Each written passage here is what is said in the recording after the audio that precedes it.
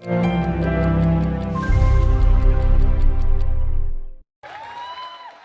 26-year-old who disarmed the Monterey Park shooter earlier this month was honoured at a ceremony in California on Sunday. Brandon Tsay was awarded a Medal of Courage by the city of Alhambra. Tsay single-handedly wrestled the assault weapon off of the 72-year-old man who had opened fire at a Los Angeles area dance studio, killing 11 people. Tsay said he had known most of the victims personally. I realized that life is fragile. I feel that we as a community should spend our precious time reaching out to one another.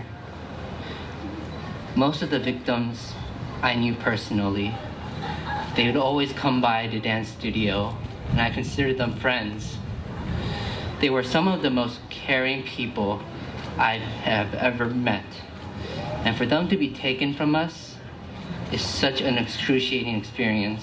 Tsay confronted the gunman, Hu Can Tran, when he barged into a second dance club in Alhambra. After a 90-second struggle, Tran fled the scene and was not seen again until Sunday morning when he shot himself behind the wheel of his van. Tsay's actions have been credited with preventing further bloodshed. The start of the new year has been extremely difficult, but we have the rest of the year to spread compassion and build back our community. The attack, which happened during Lunar New Year celebrations, has sent shockwaves through Monterey Park, a hub of the Asian American community. According to friends and media reports, Hu Can Tran had been a regular at the dance studio, giving informal lessons and even meeting his ex-wife there. British Prime Minister Rishi Sunak fired the chair of his Conservative Party, Nadhim Zahawi, from government on Sunday over the ongoing scandal regarding his taxes.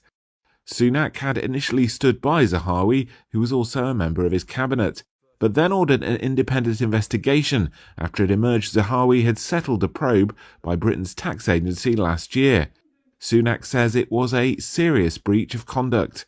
Zahawi has previously said the tax body ruled he'd been, quote, careless, but hadn't deliberately made an error to pay less tax.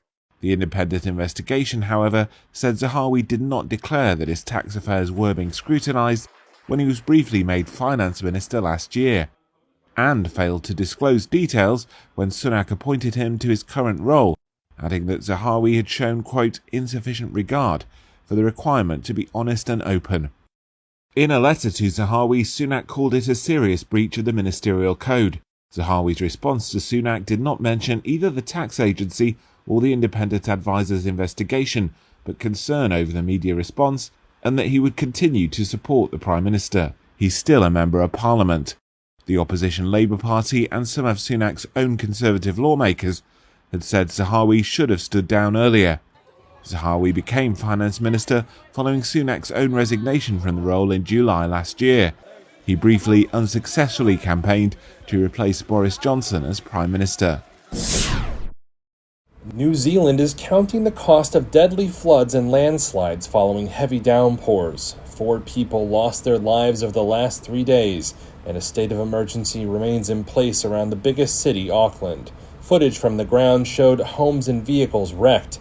Drone footage from Sunday showed fields underwater and a derailed train. Insurance companies are tallying claims that may add up to the country's most expensive weather event ever.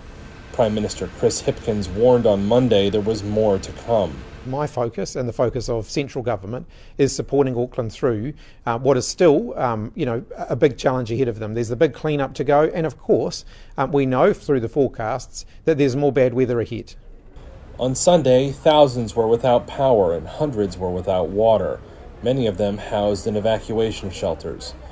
Deputy Prime Minister Carmel Sepuloni joined in with Red Cross workers. Some of them had nowhere to go, some of them lost everything, and some of them were at fear of losing their lives. So they've come in here, some of them quite distressed, and the community response to that has been to give them or to meet all of the needs that they have, including their emotional needs at this time. The country's insurance industry says the cost of flood damage could exceed that of destructive floods on the West Coast in 2021, some $63 million. Economists say the recovery and rebuild after the latest weather could add to inflationary pressures on New Zealand. with vehicles and goods that need to be replaced and construction work needed to fix or rebuild homes and infrastructure damaged by the flooding.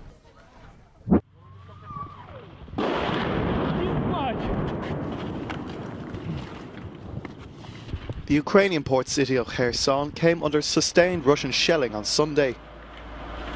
Local authorities claimed that a hospital and a school were hit in what they called deliberate targeting. At least 3 people have been reported dead, but there could be more. Ukraine's President Volodymyr Zelensky condemned the shelling in his nightly address. Zelensky says today the Russian army has been shelling Kherson atrociously all day. Residential buildings, various social and transport facilities, including a hospital, post office and bus station, have been damaged. 2 women, nurses, were wounded in the hospital. As of now, there are reports of 6 wounded and 3 dead. Russia's Ministry of Defense claimed that the shelling had destroyed 2 US-made counter-battery radar systems, as well as an artillery ammunition stump. The European Commission President Ursula von der Leyen said ahead of an EU-Ukraine summit next week that Ukraine has unconditional support from the bloc and needed to prevail against Russian attacks to defend European values.